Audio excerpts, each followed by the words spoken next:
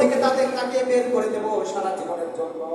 এবার তোমার পক্ষ থেকে তুমি বলো মুহাম্মদ সাল্লাল্লাহু আলাইহি ওয়াসাল্লাম বলতেছেন চাচা তাদের কথা তো শুনলাম, তাদের সব কথা আমি শুনলাম, আমি তুমি উপস্থিত থাকাকালে তোমার সাক্ষাতে আমি একটা কথা বললাম, এই কোরআনুল কারীম আমার পারে ওহী অবতীর্ণ করা হচ্ছে, এই কোরআনুল কারীমের খণ্ডগুলো আমার কাছে আছে। সুতরাং এই কোরআনুল কারীমের খণ্ড যতদিন পর্যন্ত এই আরব গোষ্ঠীর ভিতরে প্রতিষ্ঠিত না হবে, আমার গায়ে এক ফোঁটা রক্ত থাকা পর্যন্ত আমি মুহাম্মদ এর থেকে কখনো দূরে থাকবো না। সুবহানাল্লাহ বলবেন না?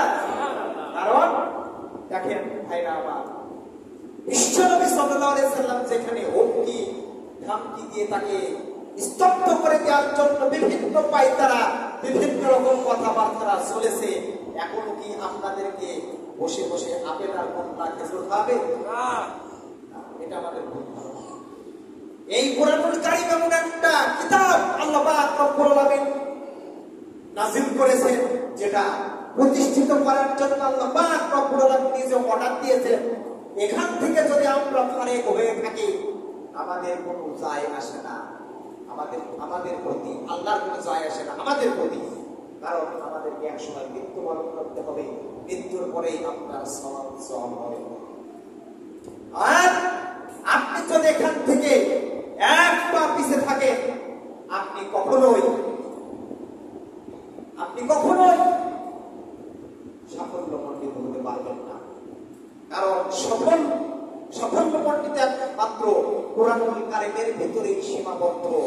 আপনি কোরআনের পথে চলতে চলতে যদি মারা যান, ইসলামী জ্ঞান অর্জন করতে করতে যদি মারা যান, ইসলাম প্রতিষ্ঠিত করতে করতে যদি আপনি হত্যা হয়ে যান, শহীদ হয়ে যান, সেটা আল্লাহ পাক রব্বুল আলামিন আপনাকে শহীদের দরজা নিয়ে জান্নাতের ভিতরে প্রবেশ করবে আর করাবে। আর যদি আপনি এক পা পিছপা হন, তাহলে এখান থেকে আপনার আর পিছিয়ে আসার সুযোগ নাই। সুতরাং আল্লাহ সবকিছু দেখছেন এবং শুনছেন আর রেকর্ড করে রাখছেন। কথা বলেন ঠিক কিনা? সুতরাং ভাইরা, আর কতদিন পিছিয়ে থাকবেন ইসলাম থেকে, আর কতদিন পিছিয়ে থাকবেন মসজিদ থেকে, আর কতদিন পিছিয়ে থাকবেন আপনার দিন থেকে, আর পিছিয়ে থাকার সময় নাই। সুতরাং এখনই আমাদের সময়। এই আল্লাহ রাসূল সাল্লাল্লাহু আলাইহি সাল্লামের যেই জন্ম যেই পাশে হয়েছে, এই পাশে আমাদেরকে ইমানি দীপ্ত শপথ নিয়ে সামনের দিকে এগোতে হবে, যাতে আমরা পিছপা না হই।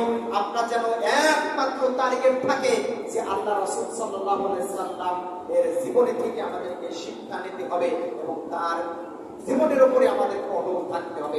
এটাই একমাত্র আমাদের মাধ্যম, এটাই একমাত্র আমাদের পথ, এটাই একমাত্র আমাদের মত, এটাই একমাত্র আমাদের উদ্দেশ্য, এটাই আমাদের একমাত্র জীবনের লক্ষ্য এবং উদ্দেশ্য। এটা ছাড়া আর কোনো উদ্দেশ্য নাই। যেমন ইব্রাহিম আলাইহিস সালাম বলেছেন, ইব্রাহিম আলাইহিস সালাম কিন্তু মার খেয়েছেন। ইব্রাহিম আলাইহিস সালামকে কিন্তু আগুনের ভিতরে ভস্ম করার জন্য তাকে আগুনের ভিতরে ফেলা হয়েছে। এমনকি মুসা আলাইহিস সালামকেও কিন্তু দেশ ত্যাগ করানো হয়েছে। প্রত্যেকটা নবী রাসূল যারা পৃথিবীর ভিতরে আসেন, প্রত্যেকটা নবী রাসূলের একমাত্র দাওয়াতি কার্যক্রম ছিল আল্লাহ যা কিছু নাযিল করেছেন, ওই নাযিলকৃত আয়াতগুলো, নাযিলকৃত শাসন ব্যবস্থাগুলো, নাযিলকৃত আদেশগুলো সমাজের ভিতরে একে একে প্রতিষ্ঠিত করা জন্য। সুবহানাল্লাহ। এই জন্য ইব্রাহিম আলাইহিস সালামের মুখ দিয়ে বের হয়ে গেছেন, ইন্নী ওয়াজ্জাহাতু ওয়াজহিয়া লিল্লাযী ফাতারাস সামাওয়াতি ওয়াল আরদ হানিফাও ওয়া মা আনা মিনাল মুশরিকিন। আল্লাহ পাক রব্বুল আলামিন